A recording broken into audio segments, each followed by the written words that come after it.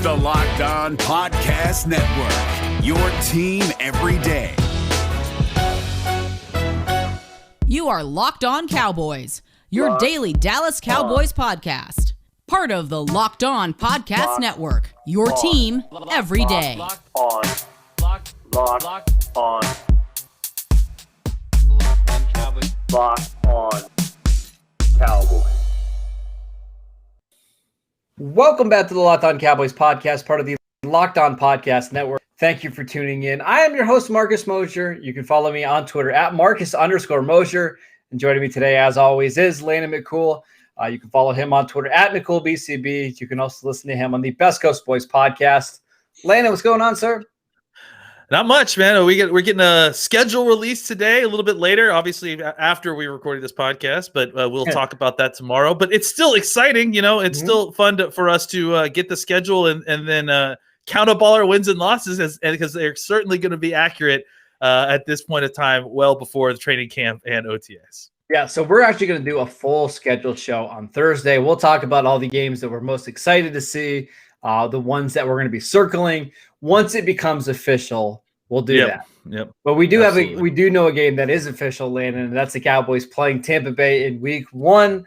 We're not going to spend the whole show talking. I do want your kind of instant reaction and instant take on that game. I mean, I think it's a great choice by the NFL. I totally understand it, simply because obviously the Cowboys are a superstar, high-powered, ratings monster, and the Super Bowl champs. That certainly makes sense. It's going to be a tough game for the Cowboys. I mean, a group that's changing defenses going against Tom Brady Week 1. That shouldn't be too much fun. But I think it'll be I do think it'll be a good game, because I do think that the Cowboys will hopefully have a healthy complement of offensive players, and I do think it will be at least a high-scoring affair. It makes me nervous, right? Because the most important thing is you just want to get out of that game relatively healthy. You want Dak to shake off some of the rust and, kind of look like the old Dak. Going up against that pass rush in that front seven does make me a little bit nervous, Liam. Why can't they just give us a nice little cupcake game to start to get Dak healthy? Why couldn't we play the Giants? Yeah, we could play the Giants. I mean, but and somebody pointed this out. We didn't play the Giants the opener last year, and I'm like, it doesn't matter to me. We've done it so many years in a row. I'm still sick of it. So I agree. It would be nice to kind of maybe get thrown a bone a little bit on Week 1, but I'm sick of the Giants. It could be anybody but the Giants. Sorry. All right. So today, Landon, we're going to talk about some of the receivers the Cowboys drafted and added in free agency this offseason. And I think we should start with their 5th-round pick, Simi Fehoko, right? Did I get it right? I think it's Fehoko, but I mean, we're doing the best we can. We'll get it down, but by the time the season starts, for sure. It's tough. So let's dive right in. What did you see from the film when you watched him? I can't believe this guy was available in the 5th round. I mean, that's the thing that was surprising. And I think we talked about that when he got drafted. And I had seen a little bit of him previous to this. But this is a tall, big, athletic, talented wide receiver who has the ability to kind of slip past defenders. He's listed, as you can see on the graphic, he's listed at 220 pounds, but he looks and moves like he's lighter than that. He just kind of is kind of a glider in a way that he gets downfield. I really like his hands. He has really good, he catches the ball. He uses his hands to get good angles on the football when it arrives. So if it's over his shoulder, he knows to kind of basket catch it. If he needs to reach out with his hands when he's when he's snatching the ball, he doesn't have a problem catching it that way either. He's big, he's strong. He's a pretty decent blocker from what I saw on film. He could definitely use some nuance in his route running. He could definitely just kind of in general improve the skill part of playing wide receiver, the nuance part of playing wide receiver. But I mean, as far as a collection of skills, athleticism, and just kind of general smoothness in his movements, I was genuinely surprised that he was available so late. And I guess that just speaks to the kind of talent these wide receiver classes have coming out each year. Now, do you think he is somebody that could potentially push Cedric Wilson or Noah Brown right away? Because I posted this on Twitter yesterday, and a lot of people do. A lot of people think he could potentially be the fourth receiver as soon as this year. I'm just not there, because I think while he is incredibly athletic, there are still a lot of refinement that he needs in his game. How far away is Semi?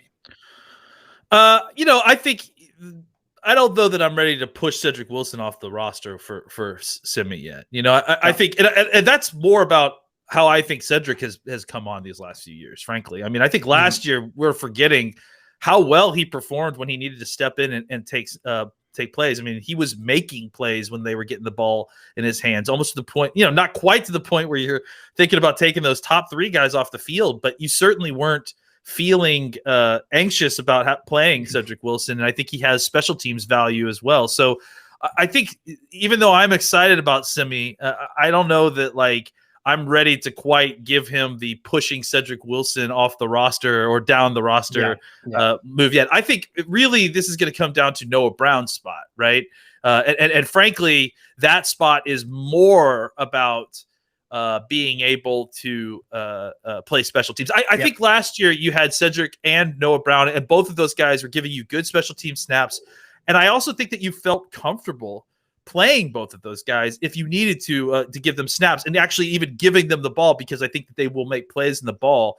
I think that the thing that they're targeting more than trying to replace that talent is trying to replace Noah Brown's number, his salary cap number. So if they're doing this in a way to save money as opposed to actually upgrading talent. Well, it's the same thing for Wilson, right? Because I believe Wilson is, if he makes the week one roster, he's guaranteed $2 million with no dead cap hit if you release him. So if it's close, maybe you do move on from Cedric Wilson and you play Semi. But I think there's a lot to like here. I wonder if he's still a year away from actually contributing, because we didn't see him very much at Stanford, Landon. And when he did, I mean, the UCLA game, and I'm sure you watched that one as you were preparing for him. It's incredible, but I'm just not sure how much of that translates to the NFL. Yeah, I mean, it's all upside. I mean, really, it's a lot like Noah Brown coming out, right? Like you see Noah Brown. Noah Brown maybe didn't have quite some of the tape that Simi did, but I think if you look at Noah Brown, athletic profile coming out of Ohio State, it's absolutely ridiculous. Yeah, and I think that that's what they're looking for with these guys. And we'll talk about a guy like Brandon Smith a little bit later, but I think that these are the kind of guys who make teams, or at least they make the Cowboys, right? Because you're not going to be an undrafted free agent who has the receiving talent to push, certainly not push Gallup, Cooper, or Lamb off the down the roster. Probably not the talent to move Cedric Wilson. Noah Brown should be the spot that these lower drafted wide receivers, undrafted guys should be targeting, because I think you're right. They don't want two of these guys costing them more than $2 million. And they're down roster special teams wide receivers. They'd love to replace one of these guys, but it's still an uphill battle, because Brown and Cedric Wilson were impressive last year, especially when you consider they were fourth and fifth wide receivers. So what do we think the ceiling here is for Simi? Do we think he could be like a high-end number 3 receiver? Do we think he could potentially be more than that? What do you envision? What are you hoping that he can become in the NFL? I mean, I think, best case scenario, I think he could become a high-end or, a middle range 2, because I think he can give you some speed. If he really, really develops and really works on his craft, and and this is probably a couple seasons out, because he does, need some seasoning. I think he could be a guy that a lot of teams would feel comfortable as maybe a low end 2 if they had another target, your third target on the team, probably, right? I just think that he has some of that ability to get downfield. He has some smoothness to him. He has the kind of requisite size and athleticism. So if he could just learn a little bit more technique, some nuance, he could be a guy that I think could be sort of in the role of a Gallup. Where he does a lot of deep down the field stuff. He can win down the field. I think he has that kind of ability. But yeah, I do think that it's going to take some seasoning to kind of get there, but all the elements are there in his game. Could he be like a better version of Bryce Butler, who the Cowboys had a couple of years ago? Yeah.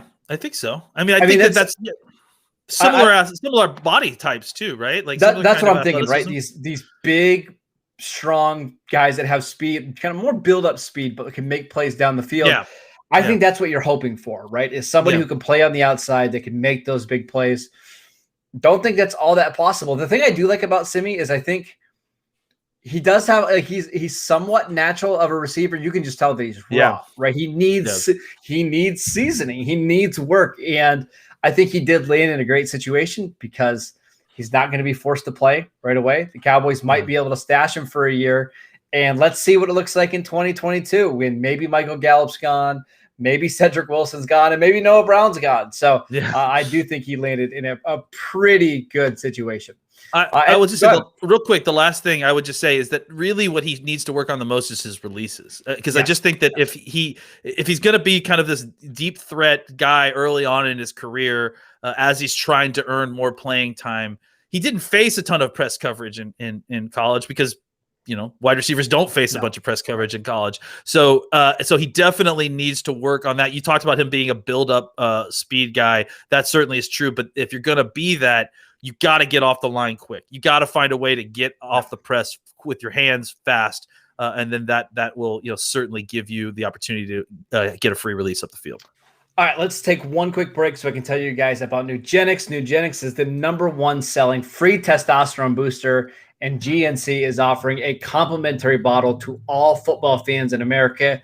It's so simple. All you have to do is text DRAFT to 231-231. Text DRAFT to 231-231. This unique man-boosting formula is powered by Testofen, which helps boost free testosterone and total testosterone levels and increase energy and lean muscle mass. Again, text DRAFT to 231-231.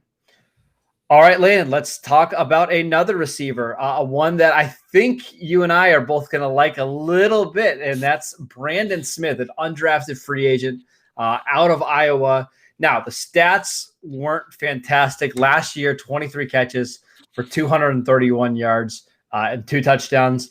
During his entire Iowa career, he had just 91 receptions for 1,000 yards and 9 touchdowns. However, there's some things to really, really like about him. You can see the metrics on our screen right now. 6'1.5", 218 pounds.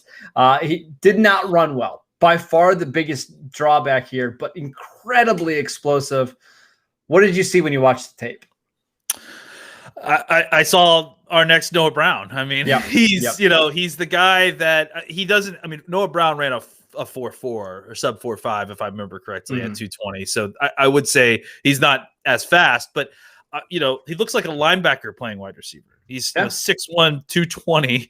He's got crazy long arms, like for a guy who's 6'1". I think it's right there, 34 and a quarter inch arms. And I think that the tape you see of him, he looks like he's catching the ball naturally. He has some speed. Talent is the skill set is not quite developed there, and I would assume that a lot of that has to do with just a lack of play time, right? Like a lack of being on the field and getting a bunch of reps. But what I said last night, and I'll say it again here: show me how well you block. Show me how well you can tackle, and I'll tell you if you can make this team as a 4th or 5th wide receiver. I think I saw clips of him catching the football, and it's like, okay, there's that. The clips I saw where he was blocking, the clips where I saw him engaging defensive backs, and I mean, there was one clip I posted last night where he just dominated a Nebraska corner, got up on him, turned him all the way around, and then threw him to the ground as the guy swept outside behind him. Those are the kind of things that are going to get you reps on special teams. They're going to get you reps, punt coverage, punt kick, punt return, kickoff, all those things. This is a guy that, if he tackles decently, which I imagine I didn't get a chance to see any special team stuff, but with 34-inch arms and that kind of athleticism and just physical toughness, this dude is a physical player. I have no doubts that he could easily be taught if he doesn't know how to tackle, and I think he could be a really good coverage guy. And I like him I don't love him as a wide receiver. I don't love him necessarily. It's just raw. I mean, he really has no experience. I mean, he's a 3-year starter at Iowa, but it feels like he's so incredibly raw because they don't throw the ball ever. They don't ever throw the ball. Yeah, exactly. So, I think that this is exactly the kind of guy who is more likely to be able to hang around and stash, right? Because he doesn't have eye-popping speed. He does have great athleticism all around everything else. He seemingly does a lot of the kind of dirty work stuff well, which again makes him extremely eligible to make a 53-man roster, as opposed to we'll talk about the next guy. Yeah. I think that those are the kind of guys who are likely to make the roster, and I'm saying make the roster and actually, get special team snaps. There are other guys who I think that, are pure talent, let's form this guy into a wide receiver guy. Those are guys that I think you're more likely to see get stashed on practice squads, get truly redshirted. Whereas a guy like Brandon Smith, even though he didn't have a great college career as a wide receiver, he does, at least from what I saw, he does a lot of other important football stuff that is likely going to be what his actual job would be on Sundays, at least early on in his NFL career. All right. So just to show you how ridiculous Iowa's passing offense is, in 2019, and by ridiculous, I mean bad, he had 439 receiving yards. Okay, Landon? That made up 30% of their passing volume. And if you study some of these advanced analytics at all, what's his dominator rating? Like it's above the 50th percentile, which is fantastic, right? So while didn't even put up 450 yards in a season, he still hits the dominator rating that we love to see from guys, right? That you're getting into undrafted free agency. That's bizarre. Yeah, I mean, and also if you look at some of the other metrics, he actually comes out really well. 58th in target share, 58th percentile, in target share, 70th percentile in breakout age. Again, the biggest thing holding him back athletically is just the 40. He's just not fast. He doesn't have the long speed.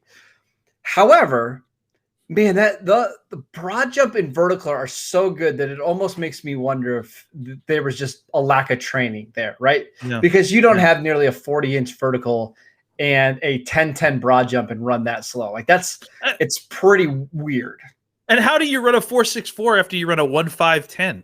That's what I'm saying. It's something seems a little bit off there. But anyways, I actually wrote down some comps because I think the Noah Brown one is really good. And I think if he can become Noah Brown, that's exactly what you want. The guy that I'm kind of thinking if he reaches a ceiling, why not somebody like Mohamed Sanu, who played in the NFL a long time, very similar size at 6'1", 211 pounds, ran a 4.67 at the NFL Combine, but just somebody who is tough, physical, doesn't have long speed, but can make some plays after the catch, is kind of strong. I could potentially see him having that type of career if he figures out the route running, the release, all that kind of stuff. Would that surprise you at all? No, and I think that's the route for him and for Fehoko, just maybe a little bit more straight line for Fehoko. But yeah, I think you get on the field as a special teamer. You earn your spot as a special teamer. Somebody gets hurt, you get on the field as a wide receiver. You don't screw that up. And then you start getting increased reps that way. Then you impress with the increased reps, and then suddenly your career is off and running. I think that's how these guys make it, right? They didn't do enough in college to warrant, a draft pick, to warrant a higher graded, spot on their chance, on their original chance. They have to earn it, and they earn it through doing non-wide receiver stuff until you need a wide receiver in the game, and then that's when you get your chance to kind of prove yourself at your position. And that's how guys like Brandon Smith make it in the league, right? They make it on special teams. They get an opportunity. They take advantage of their opportunity, and then, like I said, off to the races. All right, let's take one more quick break, Lane, and we'll talk about one more receiver that is very, very interesting. I want to tell you guys about BetOnline, the fastest and easiest way to bet on all your sports action. Baseball season is in full swing, and you can track all the action at BetOnline. Before the next pitch, head over to BetOnline on your laptop or mobile device and check out all the great sporting news, sign-up bonuses, and contest information. Don't sit on the sidelines anymore, as this is your chance to get into the game as teams prep for their runs into the playoffs. Head to the website or use your mobile device to sign up today and receive your 50% welcome bonus on your first deposit. All you have to do is use the promo code LOCKEDON. Bet Online, your online sportsbook experts. Also, quickly, want to tell you guys about Built Bar, the best tasting protein bar on the market right now. It's so good, it's hard to even explain it. Real chocolate with amazing flavors and a great combination of low calories, high protein, and low sugar with no crazy additives. Best of all, they taste absolutely fantastic. Go to BuiltBar.com and use promo code LOCKEDON15 and you'll get 15% off your next box at BuiltBar.com. All right, Landon, let's talk about Texas Tech wide receiver TJ Vasher, who is pretty big. Let me just say that. He's tall. Let's say that. He is very tall. 6'5", 203 pounds. Now, I want to say this about his weight. At his pro day, he came in at 185 pounds. But he also played in at the college gridiron showcase game after the college season, weighed in at 185 pounds. So he actually put on 18 pounds from the bowl game the showcase game to the pro day. He is skinny. He needs to add a lot of weight. Yeah. But what did you see on the tape? Well, first off, can I just say, laugh out loud at all the different, looking through Vasher highlights and stuff, laugh out loud at all the Texas Tech homers that are making the highlight videos for this guy that list him at 222 pounds, because that is the most ridiculous thing. This guy is an absolute beanpole. I don't even believe, watching him, there was no way he was even 200 pounds while playing. Well, the tape that I was watching, at least. No. This is that, we talked about these with Fehoko and with Smith. Fehoko. I'm going to get this down. We're going to get it. These are the kind of guys that lower draft picks and undrafted free agents that make the team, right? That have talented upside, that you can develop them as a wide receiver. They have some kind of skill that can, eventually be culled as a full-time wide receiver if you kind of just work on it a little bit. But what they can do for you immediately is provide special teams and be kind of, that glue guy in the bottom of your roster. I can't see that with Vasher. With Vasher, to me, it's he is purely a wide receiver talent upside play, right? I think he has traits that you certainly desire at wide receiver, that the height. I'm pretty sure, Marcus, and maybe you could check this, but I think he has 35 plus inch arms. I think it's almost 36, right? 35 and 5/8. 84 inch insanity. So his catch radius is absolutely ridiculous. And frankly, when you watch his game, that's the only thing that really pops up, is that he makes these absolutely ridiculous catches. And it's almost like every catch I saw was only ridiculous catches, right? Well, can I add this in about his wingspan? According to Mock Draftable, they've been charting wingspan since the 1999 draft. Only 7 players in the NFL at any position have a bigger wingspan than what TJ Vasher does. At any position. He has the biggest tackles, defensive ends. He has the biggest wingspan ever for a receiver by almost 3 inches. That's something. That's a trait you want to develop, I guess. Again, what you see on tape is his quarterback throwing the ball in a general area of where he is, and then he's getting up and making incredible catches. Look, you also see him drop the simple ones, and you don't see him targeted a ton for having played at Tech and having not exactly played with a bunch of NFL wide receivers. I would be interested, again, if you had his dominator rating. I don't know if you do, but I do. I've got it. His best season, it was in the 22nd percentile, 19.6, and that was when he was a freshman. Yeah, and that's rough, This guy is a full traits developmental player. So I think for the Cowboys, this is a guy, I get why they want him, but I wouldn't count on this guy necessarily being a guy that's going to make the 53-man roster initially. I think this is a guy that they are going to try to stash. And then, I think his career path would probably look like something like, he's on the practice squad. Someone gets injured, he gets a chance to be called up. And then when you call him up, you get him in the game and you have like a limited selection of plays, maybe a package for him or something, probably in the red zone, I would say, because I think he could definitely be a red zone threat with those kind of wingspan and jumps. But I just don't think this is not a guy that he's not quite Rico Gathers, but but he is like a guy that it's going to take some pretty serious development, despite the fact that he's played a lot in college, to kind of get him to a spot where you feel comfortable playing him on an actual game day field, right? Well, it's funny that you mentioned Rico because when I'm watching him, first of all, Texas Tech does not throw the ball outside, the hashes very often at all. Everything is in the middle of the field. So he doesn't get a ton of targets on the outside, but at the same time, I don't think he's an outside receiver in the NFL. I just don't. Like, he's just not going to be athletic and quick enough to beat those guys on the outside. So my thought is, okay, if he's really at 203 pounds, maybe eventually his best spot would be inside as a tight end. And I have no idea whether he can block, but I think, 3 years from now, could he gain 30 pounds and be a guy that just wins in the middle of the field because he has a monster catch radius? The path now is Darren Waller, right? We've seen that exact player work out before, where failed at receiver, but eventually bulked up enough to play inside, and now he's a weapon. Could Vasher 3-4 years down the road potentially be that? I think it's a more likely path than trying to win at receiver, because I just don't think he's going to be an NFL wide receiver. Do you think he could put on that weight? He's 6'5.5". I would think he'd be able to have a couple weekends and gain 20 pounds, but his frame is so thin. That's my only concern is, even like if you put him at 200 pounds, I need to see him, like how he even carries that, Do we think he tried to slim down at Texas Tech to stay quick and have some speed, or do we think he's just naturally small and skinny like that? Because that's the big question, right? Yeah. I think he does that because that's what he feels comfortable playing at, I'm assuming. And I would assume that means that he thinks he plays faster there.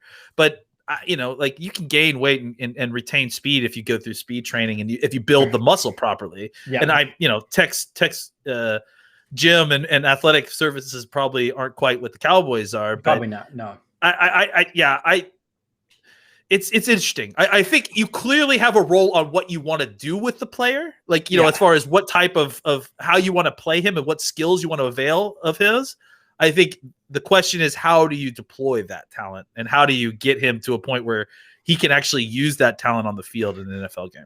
Two things. When I watched him, the best part of his game is just him using that big catch radius. And I think it was against Oklahoma State. I saw him in the middle of the field. He just made a ridiculous catch over two guys on kind of like a slant from the slot.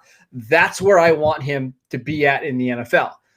If I'm the Cowboys, he's probably a guy that goes down with an injury like a couple days before roster cuts. Yeah, probably. We say, okay, you're on the IR. Let's get a tight hammy. Let's see if you can gain 20 pounds of muscle by the time we get to training camp next year. And let's see what we can do, because again, there's just not many guys that are that big and that athletic. Why not try to see if you can move him inside a tight end? I just think that's a far more likely path than playing outside receiver.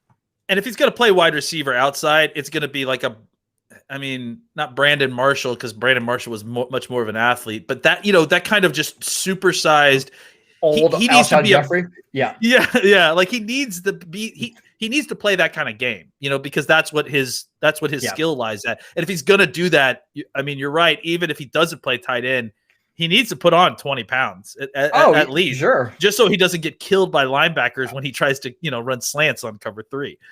All right, let's just wrap up this show really quickly. We think Simi probably makes the 53-man roster.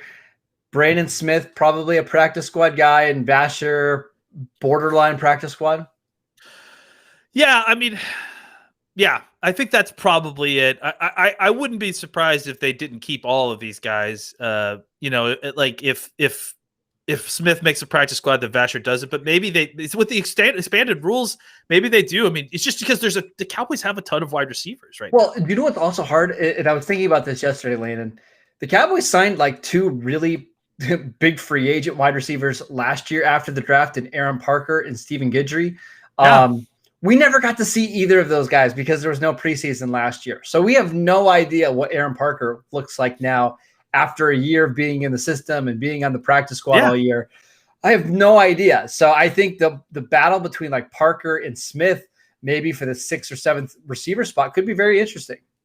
Yeah, I mean, the bottom of the roster wide receiver battle is really going to be crazy because there's just a lot of guys, and there's some with different types of talent and different kind of things you can use them if you have them on your team. So it will be interesting to see how the practice squad shakes out with the training camp and wide receiver camp. Bottom of the roster is really fascinating. If you think Semi has a chance to contribute this year, the battle between Cedric Wilson, Noah Brown, and Semi, that's really interesting 4 through 6. So keep an eye on the wide receiver position for the Cowboys throughout the offseason, training camp, and the preseason.